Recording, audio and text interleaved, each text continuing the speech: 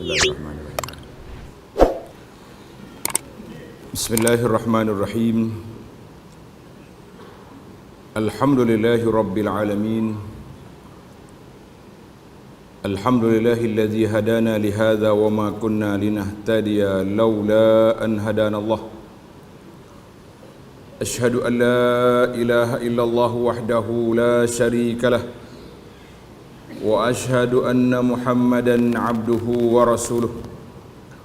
Allahumma salli wa sallim wa barik ala abdika wa rasulika Muhammad wa ala alihi wa sahbihi wa man sar ala nahjihi wa ihtada bihadihi wa istanna bisunnati ila yaumiddin, amma ba'du. Yang dihormati Al-Fadhil Tuan Imam, juga selaku pengurusi majlis, pengurusi yang kuasa Masjid An-Najihin, semua para pencinta ilmu, muslimin dan muslimat sekalian, Assalamualaikum warahmatullahi wabarakatuh. Alhamdulillah, syukur kita kepada Allah Azza wa Jalla. Pada hari ini 10 hari bulan Rabiul Awal 1446 bersamaan dengan 14 hari bulan 9 2024, kita dapat teruskan pengajian kita dalam program yang disusun dan diatur oleh pihak masjid untuk menambahkan ilmu, meningkatkan keimanan dan ketakwaan kita kepada Allah Azza wa Jalla. Jadi para jemaah sekalian, alhamdulillah, itu di antara kesyukuran kita kepada Allah Azza wa Jalla. Allah Ta'ala panjangkan umur kita, Allah Ta'ala izinkan kita untuk berada dalam rumahnya pada saat ini, dan Allah Subhanahu wa Ta'ala anugerahkan kepada kita rasa cinta dan sayang kepada Nabi sallallahu alaihi wasallam. Allah merupakan anugerah yang tidak ada nilai, tidak ada tolak bandingnya. Jadi alhamdulillah, pada malam ini ana akan ulas sebuah buku yang kecil, nama dia Tahzibus Sirah An-Nabawiyah, ringkasan kepada sirah Nabi sallallahu alaihi wasallam, yang disusun, yang ditulis oleh Al-Imam Al-Hafiz An-Nawawi rahimahullahu taala. Imam An-Nawawi dalam bukunya Tahzibul Asma telah menukilkan sejarah, boleh katakan lengkap tapi ringkas, sejarah hidup Nabi sallallahu alaihi wasallam. Maka lahirlah sebuah buku yang kita terjemahkan. Kata orang buku mampu milik, berani baca. Itu di istilah lain tu. Mampu milik, mana tuan-tuan ni kalau nak suruh beli buku, hak tebal lagi pun boleh beli. Tapi kalau nak suruh baca, tengok tebal, tak berani nak buka. Yang kita nak ni, dia panggil berani baca sebab dia hanya ada 100 muka surat saja. Maka para jemaah, insya-Allah, dengan kecintaan kita kepada Nabi sallallahu alaihi wasallam, dengan cara kita mengulang kaji, buka balik dalam masa sebulan ini, biar kita boleh murajaah, biar kita boleh kaji semula, kita boleh tengok apakah peristiwa hidup Nabi sallallahu alaihi wasallam yang begitu besar sepanjang sejarahnya, sepanjang hidupnya, khususnya di Al-Madinah Munawwarah yang akan ana sebut pada malam ini. Tapi dalam buku ini dia sebut semua sekali, daripada keturunannya, kelahirannya, sampailah Nabi sallallahu alaihi wasallam wafat, dan beberapa ciri keistimewaan atau disebut dengan nama khasais, keistimewaan Nabi sallallahu alaihi wasallam.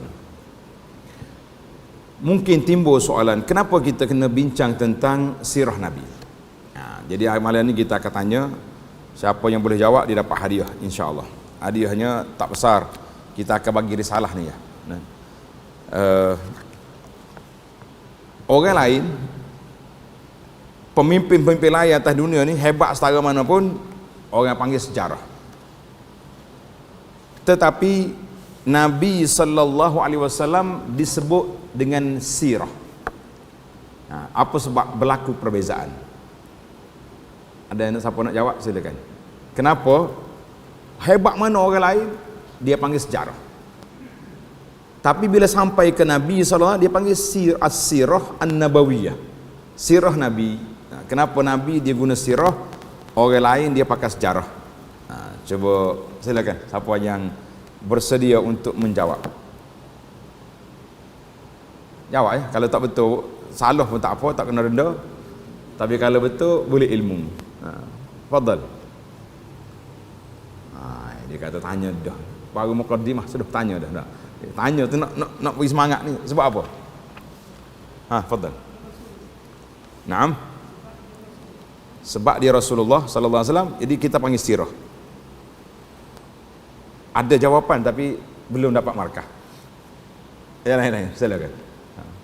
Jangan sampai muslimat bangun pula. Kita bagi kaum muslimi dulu depan ni. Dah. Ya, fadal.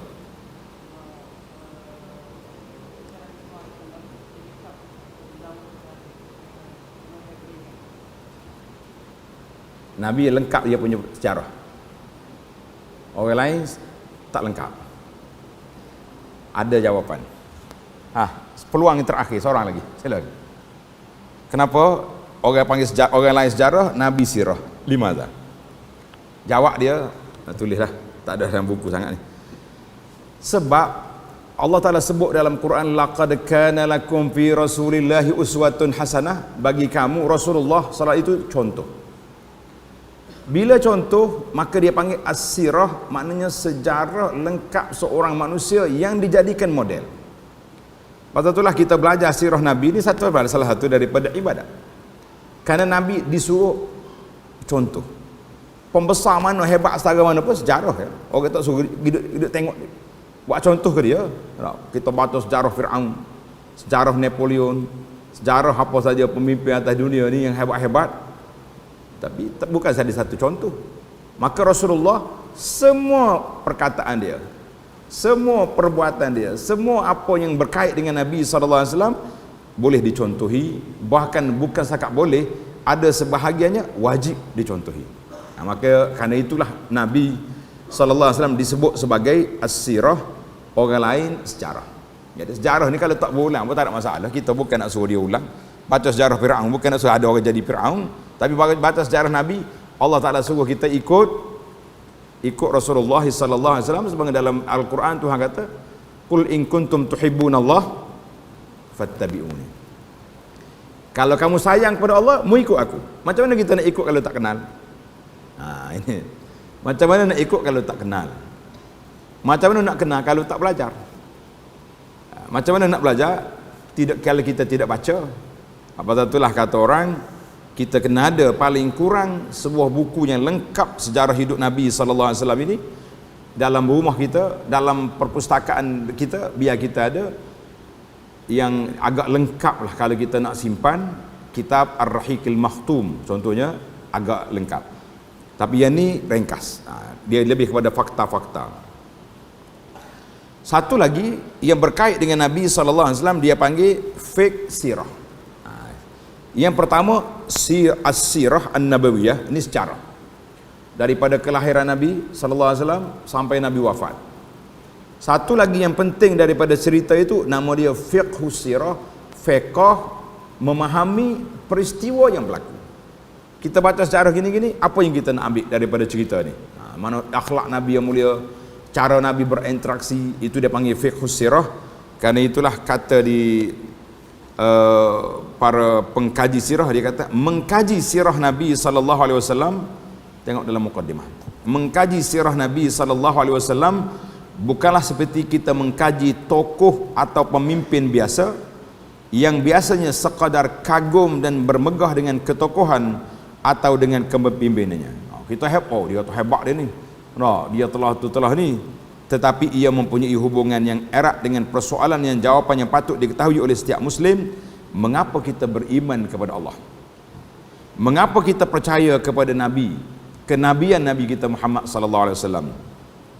Mengapa kita beriman kepada kitab yang diwahyukan kepadanya? Mengapa kita mendakwah orang supaya beriman seperti kita beriman? Maka mempelajari sirah Rasulullah sallallahu alaihi wasallam juga bukan sekadar mengetahui peristiwa atau kejadian beserta tarikh-tarikhnya, atau dengan kata lain seperti mempelajari sejarah biasa. Sejarah biasa, sejarah. Tetapi tujuan yang sebenar, tujuan yang sebenar kita belajar sirah Nabi sallallahu alaihi wasallam ini untuk memahami tasawur, gambaran Islam yang hakiki daripada fizikal dan peribadi Rasulullah sallallahu alaihi wasallam serta para sahabat yang mulia radhiyallahu anhum yang mendampingi, yang berjuang bersama dengan Nabi sallallahu alaihi wasallam, khususnya pada zaman pembentukan iman dan tuntutannya, serta mengetahui bagaimana untuk memenuhi tuntutan yang tersebut dalam diri setiap individu, institusi rumah tangga, masyarakat dan negara. Jadi kita kata fiqh sirah ni penting sebab daripada sejarah itu kita boleh faham. Daripada sejarah itu kita boleh ambil apa yang kita nak lakukan, apa yang kita nak buat dalam kehidupan kita, maka itu dia panggil fiqh sirah. Banyak fiqh sirah hari ini alhamdulillah yang telah ditulis oleh para pengkaji sirah. Di antara yang awal tulis fiqh sirah ni iaitu Syekh Muhammad Sa'id Ramadan Al-Buti, Muhammad Al-Ghazali, kemudian yang baru-baru yang kemudian ni banyak dah buku-buku sirah yang ditulis oleh pensyarah-pensyarah universiti dan lain-lain. Kita mengatakan itulah peluang yang terbaik para jemaah sekalian untuk kita mengenali dan memahami serta menghayati sirah Nabi sallallahu alaihi wasallam. Baik, tajuk yang ditulis dalam poster kita ni menelusuri 10 tahun Nabi sallallahu alaihi wasallam berada di mana? Di Madinah. Kenapa kita nak ambil 10 tahun? Kenapa tak ambil daripada awal? Jawab dia, 10 tahun setelah hijrah adalah merupakan tahun yang terserlahnya, terzahirnya agama Islam ini di atas persada dunia pada saat itu, dan tertubuhnya daulah Islamiyah, negara Islam yang ada piagam Madinahnya, yang ada undang-undangnya, yang Allah Ta'ala turun wahyu dalam sudut syariat perundangan, dan banyak perkara yang kita kena belajar, yang kita kena hayati, dan kita boleh tahu peristiwa-peristiwa yang bersejarah itu. Baik para jemaah sekalian, kita akan pergi kepada tahun yang pertama hijrah. Biasanya kita akan tanya soalan, hak dengar dah tu tak payah jawab lah, kita dengar hak tak dengar lagi. Soalan yang biasa ditanya bila cerita tentang 10 tahun ni, iaitulah tahun pertama Nabi kita hijrah. Tahun pertama hijratul Rasul sallallahu alaihi wasallam ke Madinah. Jawabnya, apakah peristiwa yang paling bersejarah? Apakah peristiwa yang paling besar? Nah, coba jawab. Sekali lagi, boleh? Peristiwa yang paling besar berlaku tahun pertama hijrah. Apa dia? Ya. Semasa dia terima wahyu. Lah kita nak 10 tahun je, 10 tahun yang awal tu. Yang tahun pertama, sila. Tahun yang pertama, apakah peristiwa yang paling besar? Dia kata jangan juga tanya macam ni. Nah, apakah peristiwa yang paling besar sekali? Jarang orang jawab. Malam ni insya-Allah orang-orang Adit An-Najih ini orang hebat. Kita nak dengar jawapan yang mantap. Apa dia? Kata je, tak betul, tu email tak marah. Tapi kalau betul boleh hadiah. Fadal. Payah cari dalam internet pun tak jumpa. Jawab dia. Nak dengar jawapan? Kau nak jawab? Nak dengar jawapan ke nak jawab? Fadal. Ya? Bina masjid. Dengar ada jawapan. Lagi? Apa lagi? Nampak semangat tu nak jawab ni. Tapi tak terjawab lagi.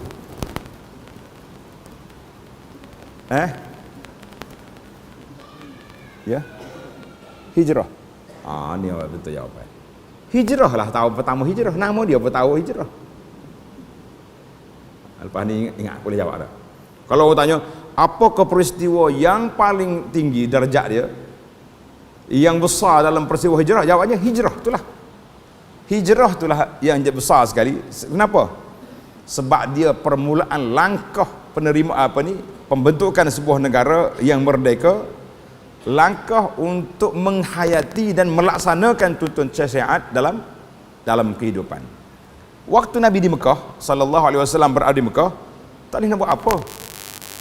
Nabi duk solat dekat Kaabah, dicampaknya perut unta atas kepala. Itu pun tak ada orang berani pergi nak tarik perut unta keluar daripada kepala Nabi pun orang tak berani, sebab Quraisy, geng-geng penjahat duduk tunggu situ. Nabi boleh buat apa? Bila Nabi bangkit daripada buang dia punya salah jazur tu, perut unta tu, Nabi berdoa, ya Allah, ya Tuhanku, Allahumma alaika bi Quraisy. Mu ambil tindakan kepada Quraisy yang kena pada aku. Nabi sebut nama Abu Jahal, sebut nama berapa Abu, yang kata di ahli sejarah semua geng-geng penjahat itu semuanya mati dalam peperangan Badar. Mati dalam peperangan Badar yang diketuai oleh mendiang Abu Jahal. Abu Lahab tak. Abu Lahab dia tak pergi ke Badar. Dia cerdik, dia pak saudara. Abu Lahab ni pak saudara Nabi. Pak saudara, bapa saudara Nabi ni Abu Lahab ke Abu Jahal? Soalan ni kalau dalam periksa objektif ni berat juga. Pak saudara Nabi Abu Lahab ke Abu Jahal? Ha? Jawabnya Abu Lahab ke Abu Jahal? Jawabnya Pak Abu Lahab. Tabat tiada Abi Lahabin. Abu Lahab tu pak saudara. Bukan Abu Jahal. Jangan tukar. Ramai juga yang bertukar. Abu Jahal itu bukan. Bukan Abu Jahal, bukan pak saudara. Tidak termasuk dalam bapa saudara. Tapi dia orang Mekah lah, orang kampung dia. Baik.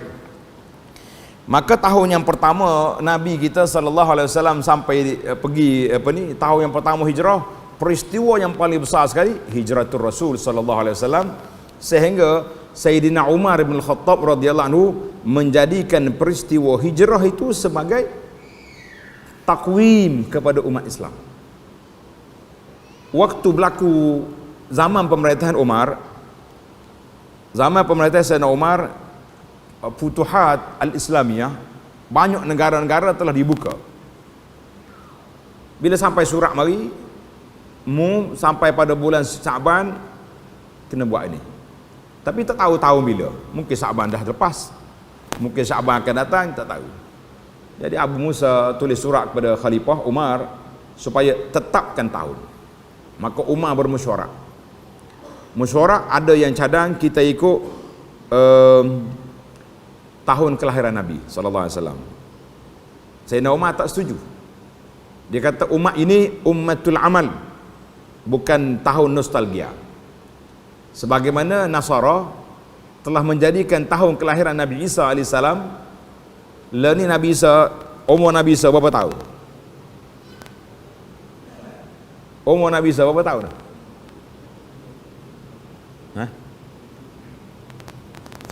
Ya, berapa tahun umur Nabi Isa?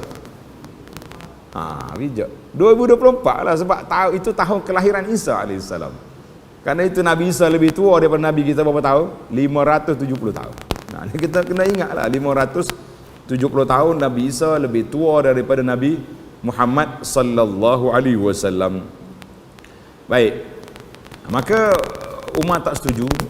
Akhir sekali maka ditetapkan tahun bila? Tahun hijrah. Sebab apa tahun hijrah ditetapkan? Kenapa? Sebab kata di Umar, al-hijratu tufarriqu bainal haqqi wal batil. Hijrah telah memisahkan hak dengan batil.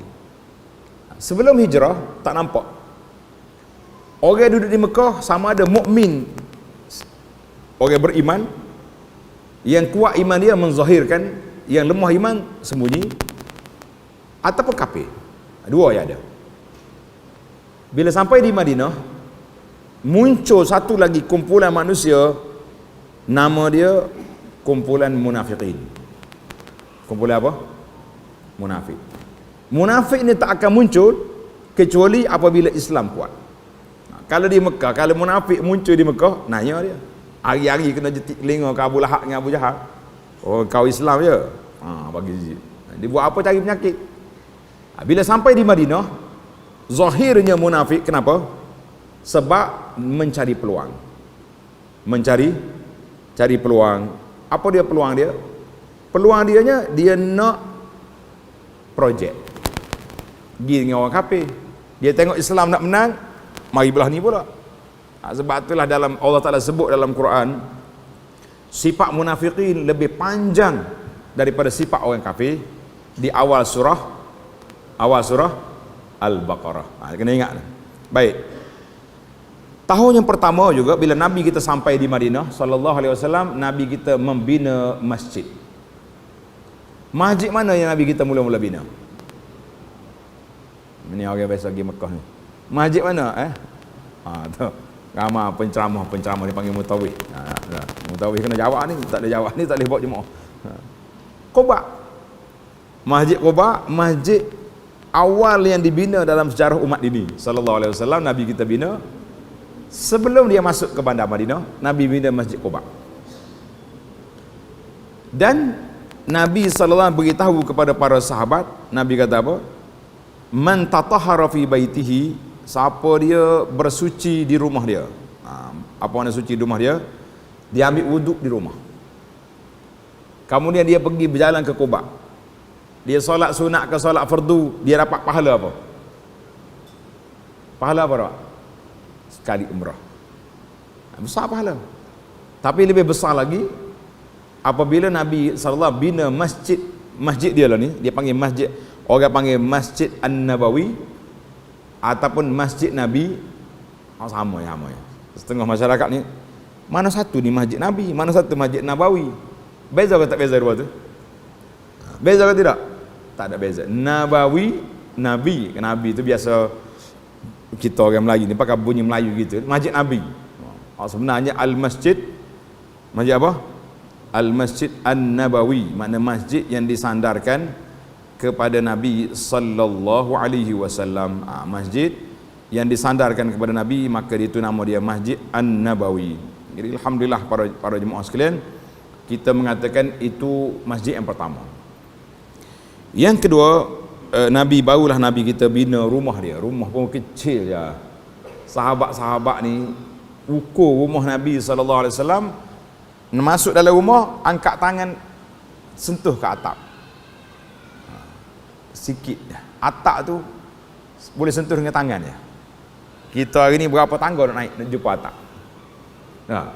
Itu mana zuhudnya Nabi SAW ajar kepada kita, para jemaah sekalian.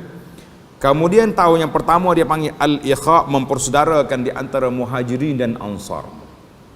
Orang Muhajirin, siapa dia orang Muhajirin? Orang Muhajirin siapa? Orang dari Mekah berhijrah ke Madinah. Muhajirin. Orang Madinah yang nyambut kedatangan orang itu nama apa? Al-Ansar. Jadi oleh kerana Muhajirin ni, mereka keluar daripada Mekah, tak ada benda yang boleh dibawa. Semuanya disekat, dihentam oleh puak-puak Quraisy belaka. Ada yang tinggal harta, tinggal pergi kata orang pakai selai baju gitu ya. Bila sampai di Madinah, rumah pun tak ada, harta benda pun tak ada. Maka Nabi SAW telah mempersaudarakan di antara Muhajirin dengan Ansar. Jadi orang biasa je, Nabi SAW dia letak orangnya sama level. Macam Abdurrahman bin Auf, ahli korporat Mekah, dia letak adik-beradik dengan siapa? Dengan Sa'd bin Rabi'. Sa'd bin Rabi' pun orang kaya. Jadi dia mudah nak bincang dua tu. Sahabat-sahabat ni, Abdurrahman, Abu Salman dengan Abu Darda dan lain-lain lah. Yang pentingnya persaudaraan Al-Ikha itu sudah diletak. Kemudian yang ketiga, Abdullah bin Salam masuk Islam. Abdullah bin Salam ni siapa? Siapa dia kenal Abdullah bin Salam?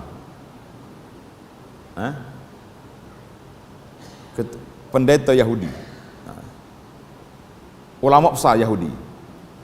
Dia inilah ikon, contoh Yahudi yang jujur, Yahudi yang baik. Siapa dia Yahudi yang baik? Nama dia apa? Nama dia Abdullah bin Salam. Nak dengar ke cerita dia? Abdullah bin Salam ni dia baca dalam kitab Taurat. Dia baca dalam kitab Taurat bahawa Nabi akhir zaman akan Allah Ta'ala bangkitkan di mana? Di satu tempat yang banyak pokok kurma. Dia panggil Zatun Nakhlin, banyak pokok kurma. Dan satu lagi, di tempat itu tanah dia, bumi dia batu kerikil hitam tanah. Saya tak tahu tuan-tuan pergi Madinah perasan ke tidak.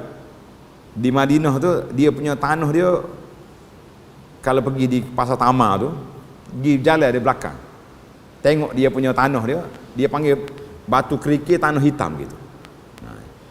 Ada dalam kitab Taurat. Maka bila Nabi SAW sampai di Madinah, Abdullah bin Salam terus pergi jumpa Rasulullah SAW. Dan dia tengok, kata Ibn Salam, dia kata, awwalu ma ra'aitu, kali pertama aku tengok Nabi SAW, aku kena wajhun sadiq, muka orang yang baik, muka orang yang benar. Jadi kita kata dia panggil farasatul mukmin. Orang mukmin ni kalau kita tengok muka orang hak baik-baik, kita boleh kenal. Maka dia beriman kepada Nabi SAW dan panjanglah hikayat dia. Yang pentingnya para jemaah sekalian, Allah Ta'ala sebut dalam Al-Quran, orang Yahudi di antara orang yang kuat permusuhan kepada Islam, dan tak ramai Yahudi masuk Islam. Yang boleh disebut pun Abdullah bin Salam, beberapa orang saja. Baik. Kemudian tahun yang pertama juga disyariatkan azan. Habislah tahun pertama, tak banyak peristiwa besar-besar yang berlaku. Kenapa? Sebab baru nak bina negara. Nabi pun baru nak ada rumah dia, tempat dia tinggal. Sahabat-sahabat pun masih lagi mencari tempat duduk, khususnya para muhajirin yang datang dari luar. Sehingga masuk tahun yang kedua. Tahun yang kedua banyak peristiwa yang berlaku. Tengok dalam ni ada 6 perkara. Peristiwa pada bulan Syaban tahun yang kedua berlakunya pertukaran arah kiblat. Sebelum masa Nabi kita hijrah, kiblat kita ada ke mana? Baitul Maqdis. Kalau tuan-tuan lagi melawat di Masjid Qiblatain di Madinah sekarang ni, dia tanda ke atas pintu belakang tu, dia kata Al-Qiblatul Ula, kiblat pertama ke arah sana.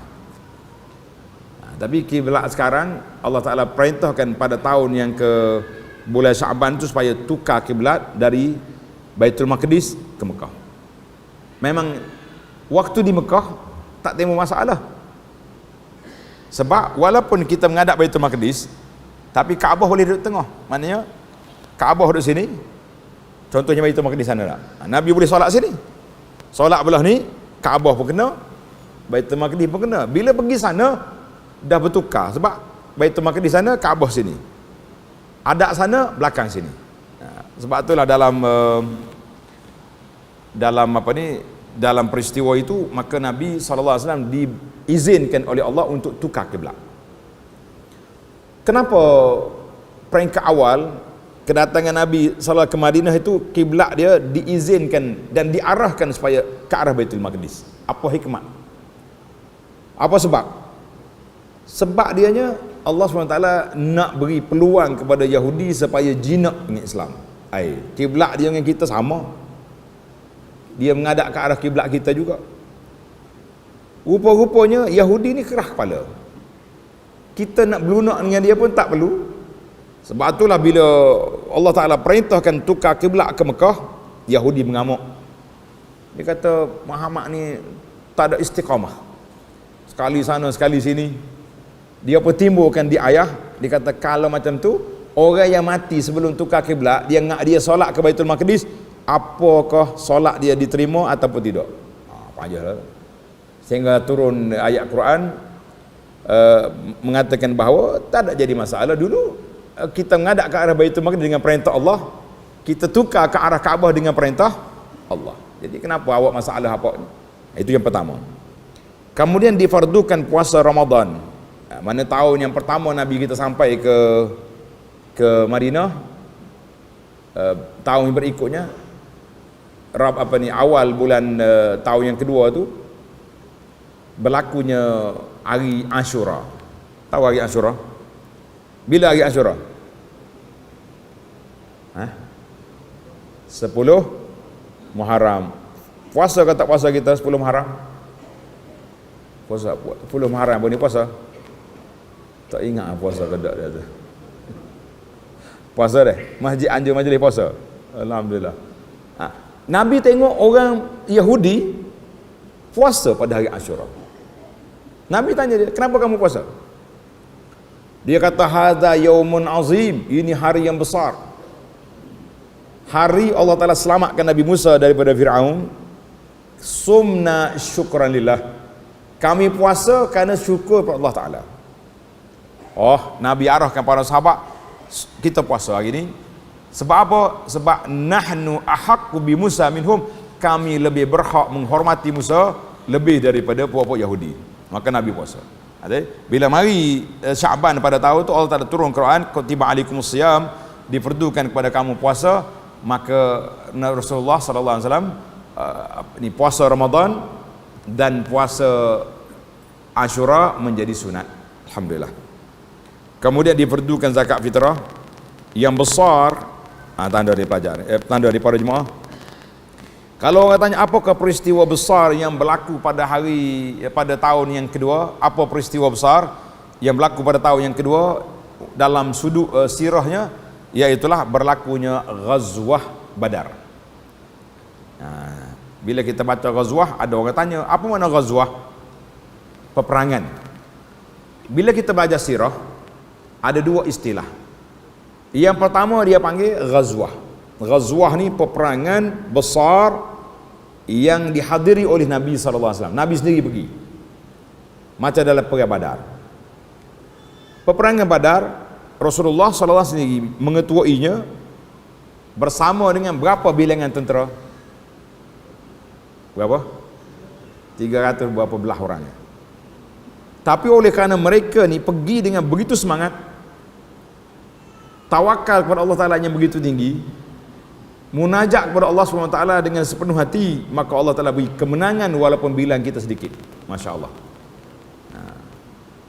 Dalam peperangan Hunain nanti, wa yauma hunainin iz ajabatkum kasratukum, dalam peperangan Hunain walaupun bilangannya ramai 12,000 tentera, falam tughni ankum syai', Tuhan kata tak ada memberi kekuatan apa kepada kamu, sebab kamu duk bangga dengan bilangan, tidak ada persiapan. Ini bini beza. Jadi dalam peperangan Badar berlakunya peristiwa yang besar. Allah Ta'ala pertemukan di antara dua tentera Mekah, tentera yang dipimpin oleh Nabi SAW dan tentera yang dipimpin oleh Abu Jahal. Maka bertemu di situ. Berlakulah peperangan yang besar pada 17 Ramadan tahun yang kedua. Kemenangan kepada Islam yang begitu besar. Abu Jahal dengan 70 orang tentera Quraisy mati. Nabi kita campak dalam telaga di Badar. Malam tu Nabi kita pergi ziarah kubur. Pergi ziarah kubur Abu Jahal. Nabi tanya, Abu Jahal, wahai Fulan, Nabi kita panggil nama-nama ketua-ketua penjaga Quraisy, apa yang kamu jumpa sekarang? Murid lawan aku apa faedah? Jadi Sayyidina Umar kata, ya Rasulullah sallallahu alaihi wasallam, kenapa bercakap dengan bangkai ni? Nabi kata, lah Umar, dia dengar tapi dia tak boleh jawab. Dia dengar tapi tidak boleh jawab. Dari sudut fiqh sirah, kita kata sebut ini kan sirah dan fiqh sirah. Apakah fiqh sirah dalam cerita ni? Apa dia? Kita hari ni muslimin dan juga muslimat, kalau kita pergi ziarah kubur keluarga kita, ke ayah kita, ke siapa kubur, apakah sunnah yang kita kena buat? Pergi ziarah kubur, bagi salam, assalamualaikum. Kawak nak dengar? Assalamualaikum ya dara qaumil mu'minin wa inna insyaallah bikum lahiqun, as'alullah lana wa lakumul afiyah. Jadi kalaulah orang kubur tu tak dengar, kenapa kita nak bagi salam? Dia dengar. Nabi kata, Umar, dia dengar tapi dia tak boleh jawab. Pasal itulah kita hari ni kalau pergi kubur jangan duk cakap pelik-pelik. Ada orang pergi marah ke ayah dia kat kubur. Ayah dia tu tak adil. Rupa-rupanya ayah dia tukar nama tanah ke adik. Dia pergi mengepek dekat kubur ayah dia. Kata apa dia ni? Sekarang ni orang tak pergi mengepek, dia ambil gambar kubur, lepas tu dia tulis status. Macam-macam cerita. Kita kata sudut main. Nabi SAW tawan 70 Quraisy, bunuh 70, tawan 70. Baik, habis peristiwa. Saya tak boleh nak ceramah satu-satu ni sebab kita nak habiskan 10 tahun. Kemudian pada bulan Syawal tahun tu, Nabi kita duduk bersama dengan Aisyah, dan Nabi SAW kahwinkan Ali dan Fatimah. Baik, kita berpindah kepada tahun yang ketiga. Pada tahun ini berlaku beberapa ghazwah dan saraya. Ghazwah tu kita tahu makna apa ghazwah? Mana apa tadi? Peperangan yang Nabi kita hadir sallallahu alaihi wasallam. Kalau kata saraya ataupun sariyah, apa dia? Peperangan yang Nabi tak pergi, cuma dia hantar sahabat. Bilangan pun kecil, beberapa orang je pergi, itu dia panggil sariyah. Maka di sini berlakunya perang yang besar dalam tahun yang ketiga ini, iaitulah dipanggil Ghazwatu Uhud, peperangan Uhud. Uhud ni bila berlaku? Pada bulan Syawal tahun yang ketujuh. Sebab apa? Sebab apa berlaku peperangan Uhud? Abu Sufyan, tanda nama ni, nama besar ni menjadi orang panggil tajuk utama dalam perbincangan. Abu Sufyan sewaktu dia balik daripada Syam bawa barang-barang dagangan Quraisy nak lalu ikut Madinah, dia rasa terancam sebab mereka kan bermusuh dengan Nabi sallallahu alaihi wasallam. Nak lalu ikut lalu kawasan musuh ni, kita pula bawa barang-barang dagangan yang begitu banyak, barang perniagaan Quraisy. Maka dia minta bantuan daripada Abu Jahal supaya beri bantuan untuk kawal harta. Tapi dengan izin Allah Ta'ala, Abu Sufyan selamat bawa harta tu lari, lepas daripada di attack oleh Nabi sallallahu alaihi wasallam. Abu Jahal datang, maka dia mati. Maka Abu Sufyan yang menjadi ketua selepas tidak ada Abu Jahal. Nah, ingat ni, siapa dia jadi ketua? Ketua Quraisy, Abu Sufyan. Maka Abu Sufyan menung tengok, mati habis dah boh-boh kita ni, tokai-tokai mati habis. Maka dia ambil tanggungjawab risiko, tahun yang ketiga kita mesti balas dendam. Maka dia datang ke Madinah. Berlakulah peristiwa peperangan Uhud pada tahun yang ketiga. Pada hari Sabtu 7 Syawal berlaku pertembungan yang begitu sengit. Allah Ta'ala pusing bilangan. Dalam perangan Badar berapa Quraisy mati? 70. Dalam peperangan Uhud berapa Islam mati? 70. Masya Allah, tabarakallah. Setahun. Kalau kita nak kira, dah Badar benang dengan bilangan 300 orang. Dalam peperangan Uhud yang kita dekat 1000 orang, tentu lebih kuat pula. Sebab apa? Dalam sudut fiqh sirah, kenapa dalam peperangan Uhud begitu gawat keadaan? Kenapa? Sebab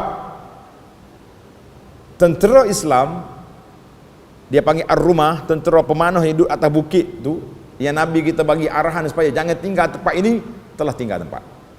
Ia menyebabkan berlaku pecahnya tentera Islam, dan Nabi sendiri sallallahu alaihi wasallam berdarah muka dia, patah gigi dia, sahabat-sahabat bergelimpangan mati, seramai 70 orang syahid dalam peristiwa yang besar itu. Jadi ini dia panggil dalam peperangan Uhud. Kemudian berlaku lagi Ghazwah Badar Sughra, Ghazwah Bani Nadir Yahudi di Madinah yang begitu jahat. Maka Nabi kita kepung dia, halau dia keluar dari Madinah. Baik, yang keempat pengharaman arak. Yang kelima perkahwinan Nabi SAW dengan Hafsah, dan perkahwinan Sayyidina Uthman dengan Ummu Kulsum. Ini perkahwin yang kedua dengan anak Nabi. Perkahwinan yang pertama Ruqayyah yang meninggal dalam masa perang Badar, maka Uthman kahwin kali yang kedua, Nabi kahwinkan. Kemudian kelahiran Hasan dan Ali. Kita break untuk azan dulu. Sila.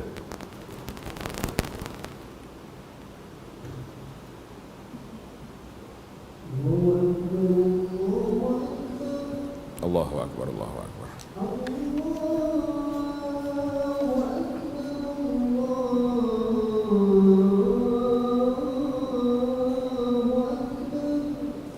Allahu Akbar, Allahu Akbar.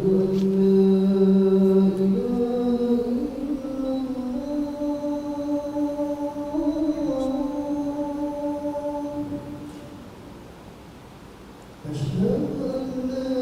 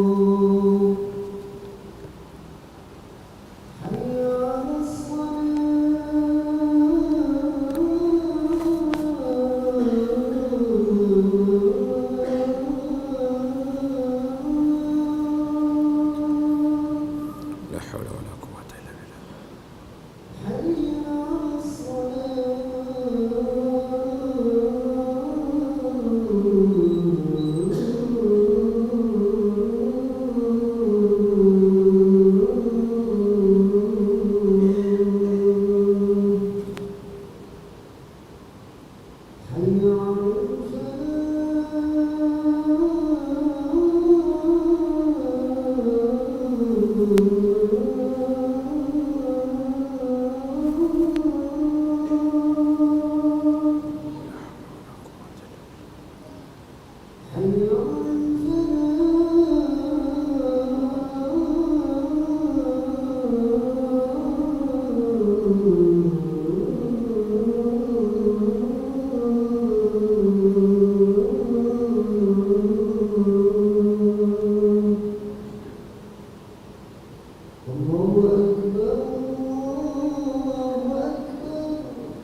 Akbar, Allahu Akbar.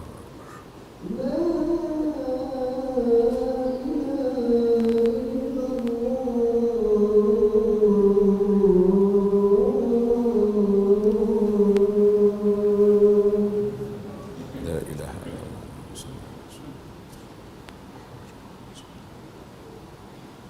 Ya, alhamdulillah, kita teruskan lagi.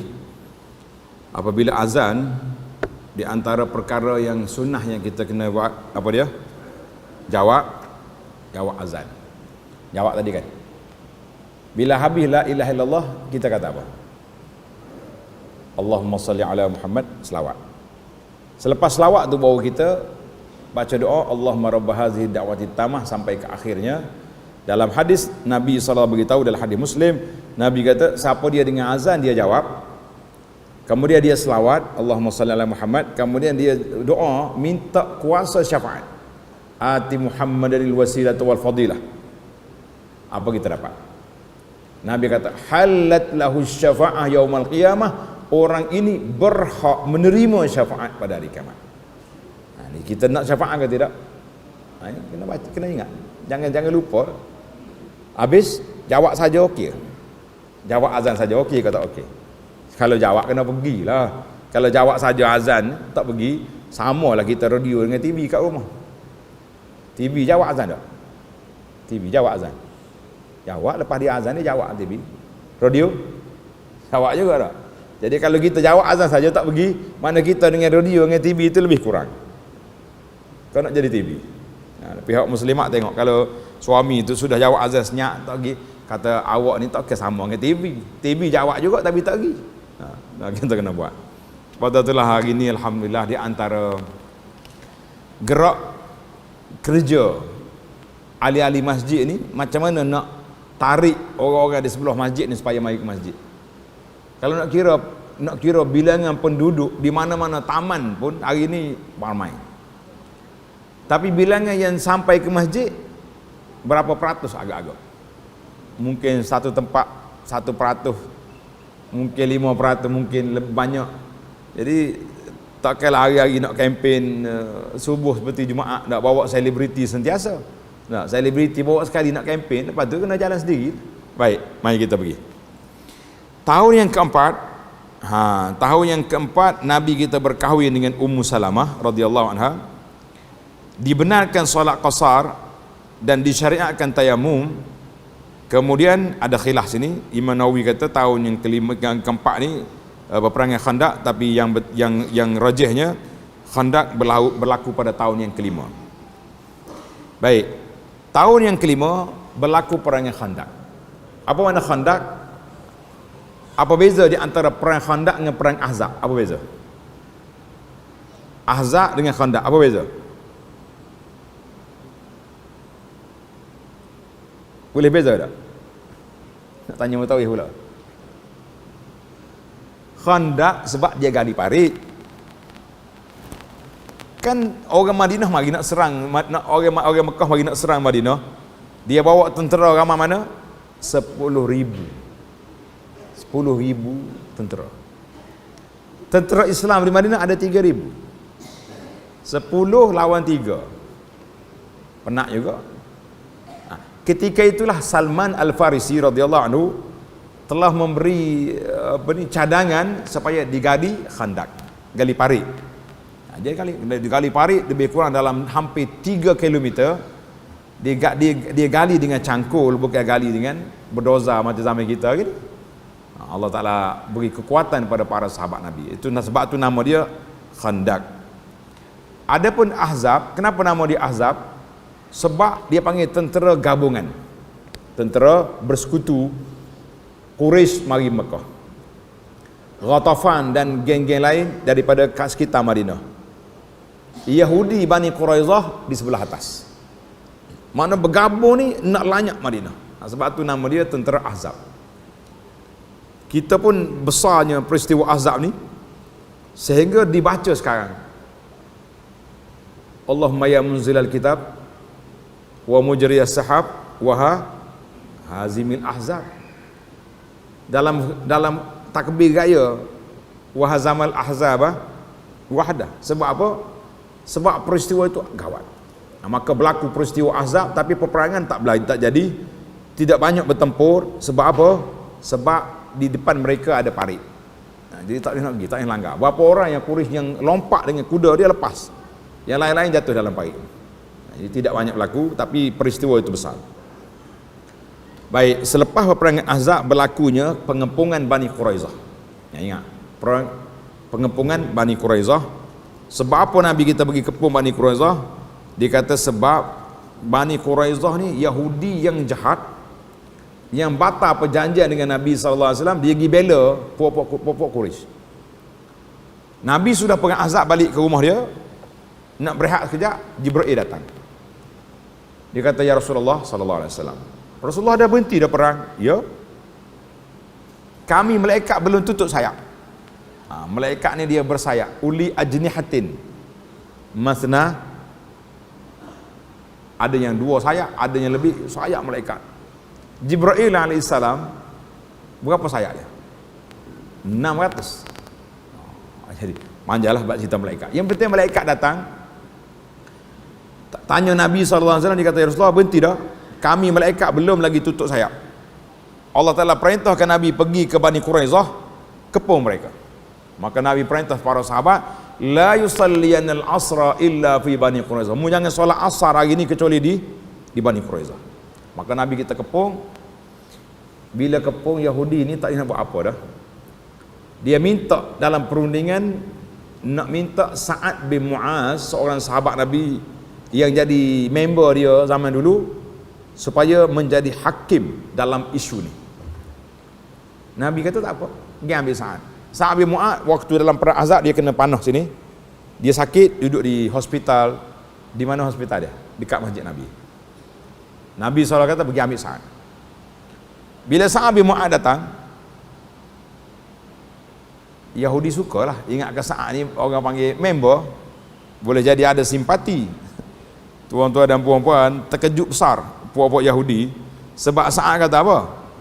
Hukuman aku, semua Yahudi yang laki-laki yang sudah berperang semua jadi pancung. Allah bertempik Yahudi. Sa'ad, aku panggil latih minta mu jadi hakim supaya bela kita, mu mari nak pancung kita. Maka dipancung. Lepas daripada peristiwa itu, Sa'ad bin Mu'ad balik ke hospital semula. Nabi SAW sedang duduk di rumah dia, tiba-tiba malaikat datang. Dia kata ihtazzal arsh, bergerak aras. Sebab apa? Sebab rupa-rupanya Sa'ad bin Mu'ad itu mati radhiyallahu anhu. Kerana kehebatan dia dalam hukuman dengan Yahudi ni, Allah Ta'ala beri anugerah yang begitu hebat. Baiklah, cerita panjang. Kemudian tahun yang ke-6, saya nak percepat masa kita ada 5 minit je lagi tak? Tahun yang ke-6 selepas peperangan Ahzab, Nabi SAW bermimpi masuk Mekah. Nabi beritahu para sahabat-sahabat Muhajirin yang sudah tinggal kampung halaman 5 tahun lebih. Nabi kata apa? Mari kita nak pergi Mekah. Lebih daripada 1,000 orang telah mendaftar ikut Nabi SAW. Bila sampai dekat dengan Tan'im ni dekat dah dengan Mekah ni, bau dah. Jarak dia Tan'im dengan Mekah tu, dengan bandar, dengan Masjid Haram lebih kurang dalam 7 km sekarang. Mereka dihalang daripada masuk Mekah, tidak dibenarkan. Dia bawa hantar ke mana? Hantar ke Hudaybiyah. Itulah berlakunya peristiwa Hudaybiyah. Apa dia peristiwa dia? Berlaku peristiwa Hudaybiyah, Nabi SAW tidak dibenarkan masuk Mekah sama sekali. Berunding, tak jadi.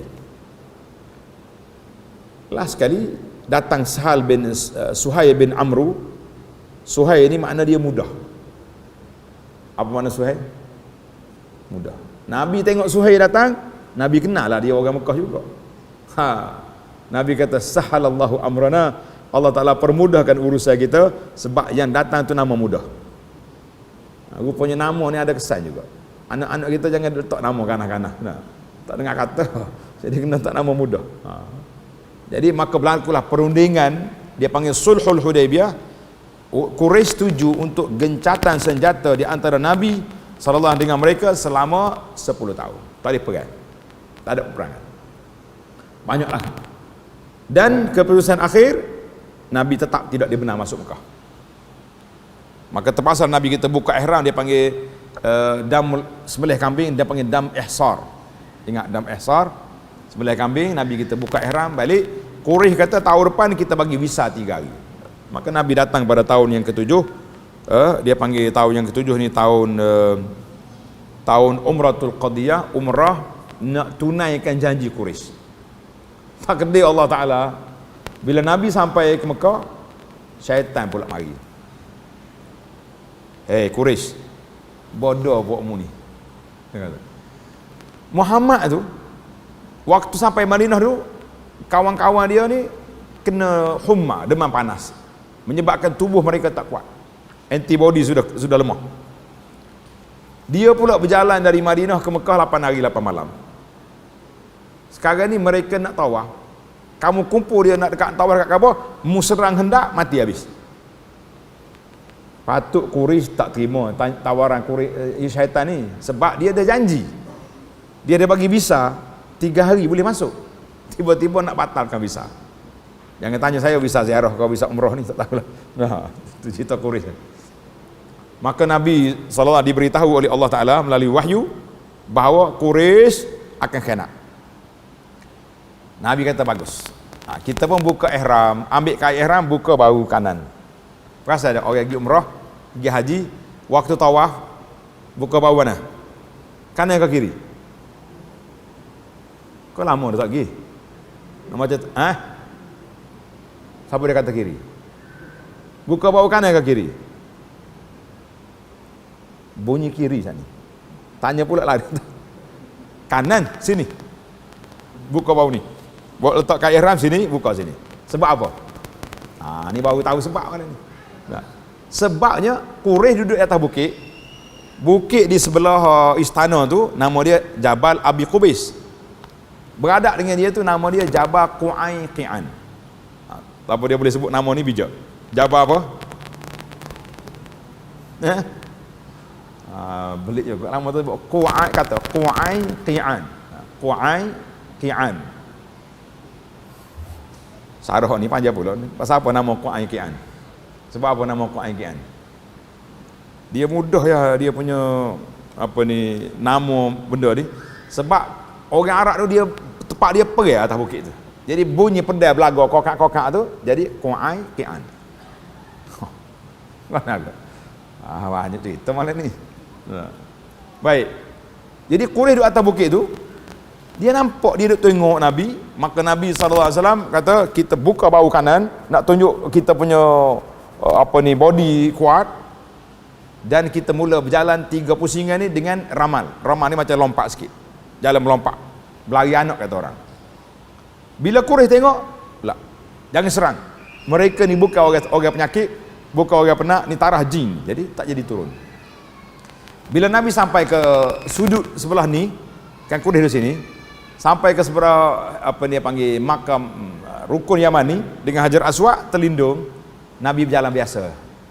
Itu di antara hikmah kenapa buka bahu kanan dan kenapa kita jalan lompat sampai di antara dua rukun Yamani dengan Hajar Aswad, kita jalan biasa sebab Quraisy tak nampak. Baru tahu dia punya sanak kenapa buka bahu kanan dah. Baik. Habis zaman Sayyidina Umar, orang pergi tanya Umar, mana ada lagi? Kafir tak ada dah di Mekah ni, semua kita Islam. Nak buka lagi bahu kanan? Nak tunjuk ke siapa lagi? Sedap juga soalan. Umar radhiyallahu anhu kata, aku pun fikir macam awak juga. Tapi masa pembukaan kota Mekah, Nabi pakai gitu juga. Lepas masa dia umrah. Sewaktu Nabi mari haji, dia buka bahu kanan, alimtu annaha sunnah. Umar kata, aku tahulah ini sunnah. Dan tak sedap petikai. Zaman kita hari ni pun kalau kita pergi, Quraisy pun tak ada, apa nama ni, Abu Jahal semua mati belaka dah, kenapa kita buka juga? Ni zaman kita ni, kenapa kita buka lagi bahu kanan? Kenapa? Nak tunjuk gedebel ke siapa? Siapa? Yang ngajak Quraisy suruh serang tadi siapa? Yang ngajak Quraisy suruh serang tadi siapa? Syaitan. Le ni syaitan ada ke tak ada? Jadi kita pergi tu kita tunjuk gedebel dengan syaitan. Syaitan, mu tak sedut goda aku mari merah. Aku datang haji sebab menyahut seruan Nabi Ibrahim, wa azzim fin nasi bil haji ya'tu karijala. Baik. Tak boleh panjang-panjang sini. Jadi tahu yang ketujuh berlakunya peperangan Khaybar yang begitu besar sebab Nabi kita pergi tawan tempat kota kepunyaan Yahudi di Khaybar. Sekarang ni kota tu masih ada lagi. Tuan-tuan kalau pergi ke umrah boleh pergi melawat Khaybar sekarang ni. Khaybar dah jadi tempat pelancongan. Baiklah, yang ke-8, pada bulan Ramadan tahun yang ke-8 berlakunya pembukaan kota Mekah, dia panggil Fathu Makkah. Nabi kita masuk Mekah bulan Ramadan, alhamdulillah tidak ada peperangan yang berlaku, cuma ada sedikit perlawanan dan Nabi SAW kumpul semua Quraisy yang menentang dia tu kumpul di dekat dengan Safa. Nabi duduk atas bukit, Nabi kata, "Ma tazunnu anni fa'ilun bikum." Semua kawan-kawan dulu, kamu nampak apa aku akan buat pada kamu? Semua Quraisy puji, akhun karim, ibnu akhin karim. Saudara yang baik, anak orang yang mulia. Ada dah. Dulu main kat kawasan dulu dia orang hina Nabi, campak perut unta datang kepala. Hari ni semua tunduk. Nabi bagi tahu pada sahabat, izhabu antum tulaqa, balik kamu semua bebas hari ni. Kata itulah Allah Taala sebut, iza jaa nasrullahi wal fath wa ra'aitan nas yadkhuluna fi dinillahi afwaja.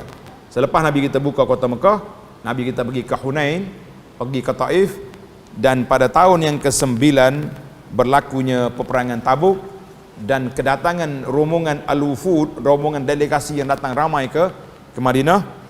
Pada tahun yang ke-10 Nabi SAW telah mengujarkan Hajjatul Wada, iaitulah haji yang terakhir. Sebab Nabi kita sepanjang hidup dia di Madinah, berapa kali haji, berapa kali umrah? Berapa kali? Sepanjang Nabi hidup Madinah 10 tahun, berapa kali haji, berapa kali umrah? Haji sekali, umrah berapa umrah? Berapa umrah? 4 kali. Alhamdulillah, jawab betul, 4 kali. Ingat, Nabi kita umrah yang pertama tahun yang ke-6 Hudaibiyah. Umrah walaupun tak siap, kira gila umrah. Tahun yang kedua, yang ke-7 Umratul Qadiyah, umrah qada. Tahun yang ke-8 selepas Nabi kita buka kota Mekah, Nabi kita pergi kepung Taif. Dia balik ke Ja'ranah, bagi harta rampasan perang Hawazin, dan Nabi kita niat umrah di Ja'ranah. Sebab itulah kita pergi Mekah kali ni, kita pergi niat di Ja'ranah. Kemudian Nabi kita masuk Mekah, umrah, lepas tu balik Madinah. Itu yang ketiga. Umrah yang keempat bersama dengan haji Nabi sallallahu alaihi wasallam. Ni banyak orang tanya soalan, dia kata, "Ustaz, boleh kau kita nak pergi umrah dulu sebelum pergi haji?" Jawabnya, Nabi pergi umrah dulu, kau pergi haji dulu. Umrah dulu. Tapi syarat biar bajet dia cukup. Ni ada setengah orang ni dia tak ada duit. Kalau pergi umrah langsung duit untuk naik haji tak dapat, jangan pergi. Tunggu, sebab bagi kita B berapa ni dapat harga murah haji ni? B40. Berapa tambah dia? 12,000 lebih ya. Dia kalau dia pergi umrah dah 10,000, habis dah duit. Jangan pergi. Awak tunggu pergi haji. Dia kata tak tahu bila. Doa dengan Allah Ta'ala, minta kota naik cepat. Nah, Allah Ta'ala maha kaya. Minta ya. Baru tahun lepas nak jumpa masa haji, jumpa dengan apa nama ni, orang Perak ni, hak pergi haji jalan kaki. Dengar ada cerita? Kau tak tengok, hak pergi haji naik basikal tu viral sebab dia masuk TikTok. Hak jalan kaki ni tak apa viral. Allah masa. Terlupa nama dia. Dia orang Perak, dia baru kahwin sebulan, dia kata silap, aksiden kereta, mati isteri dia sendiri pun putus tangan. Tahun lepas, bukan haji baru ni, haji sebelum, tiba-tiba dia kata nak pergi Mekah. nak pergi bermunajat di Mekah, membawa diri kata orang. Dia pun cerita ke mak dia, mak saya nak pergi Mekah. Mak kata biar betul. Mana ada duit kau? Kata ada berapa ratus dari poket dia. Biarlah mak saya nak pergi Mekah. Mak izinkan. Dia jalan kaki. Jalan kaki masuk ke Thailand. Akhir kali sampai dekat sempada Thailand, Laos ni. Jumpa dengan Arab. Arab kata nak pergi mana? Mekah. Mari pasport. Dia beli tiket, Arab tu tolong hantar dia ke Jeddah. Sapalah Mekah. Jalan kakinya separuh jalan tu lah. Tapi yang betulnya Allah Ta'ala ni maha kaya. Tuan-tuan nak pergi haji minta dengan Allah. Oh saya kota lah, tapi hak jemput kita pergi siapa? Allah. Sebab tu nama dia orang pergi haji ni, nama dia Duyufur Rahman, tetamu Allah. Baik, Nabi kita buat haji sekali, umrah berapa kali? 4 kali. Selepas daripada haji, Rasulullah SAW balik ke Madinah. Maka ketika itulah pada 12 tanda tarikh yang sangat sedih dalam dunia ni, 12 Rabiul Awal, hari Isnin, tahun yang ke-11 Hijrah, ila rafiqil a'la, Nabi kita sallallahu alaihi wasallam wafat. Baik, sekarang ni 10 tahun telah berlalu, kita nak sahabat-sahabat ni ulang balik peristiwa hak besar ya, sepanjang 10 tahun. Boleh? Baik, tahun yang pertama apa dia? Hijrah. Tahun yang kedua Hijrah terderah bunyi. Yang kedua Perang Badar. Yang ketiga Uhud. Yang keempat yang keempat apa dia? Tak ada peperangan yang keempat. Ada, cuba tengok. Yang kelima Ahzab. Yang keenam Sulhul Hudaibiyah. 7 Perang Khaybar dengan umrah Al-Qadiyah. 8 pembukaan kota Mekah. Kita tu lebih cepat lah, mana Malaysia dah. Yang ke-9 Perang Tabuk dengan kedatangan delegasi. Yang ke-10 Nabi Hajjatul Wada. Yang ke-11 12 Rabiul Awal tahun sebelah ila Ar-Rafiqil A'la. Alhamdulillah tamatlah kita 10 tahun Nabi hidup Madinah. Mengikut ahli sejarah kata sepanjang 10 tahun Nabi kita pergi berperang lebih kurang 25 atau 27 kali perang Ghazwah. Saraya, kesimpulannya semua sekali di antara peperangan dengan Saraya sebanyak 65 kali. Maknanya 6 kali setengah setahun ada peperangan. Baiklah, tamatlah kita. InsyaAllah tuan-tuan nak detail sikit cari dalam kitab kita ni, nama dia Ringkasan Sirah Nabi SAW. Mudah-mudahan ada manfaatnya insya-Allah. Jadi kita break setakat itu dulu. Subhanakallahumma wa bihamdika asyhadu an la ilaha illa anta astaghfiruka wa atubu ilaik. Wa sallallahu ala nabiyyina Muhammad wa ala alihi wa sahbihi ajma'in walhamdulillahi rabbil alamin. Wassalamualaikum warahmatullahi wabarakatuh.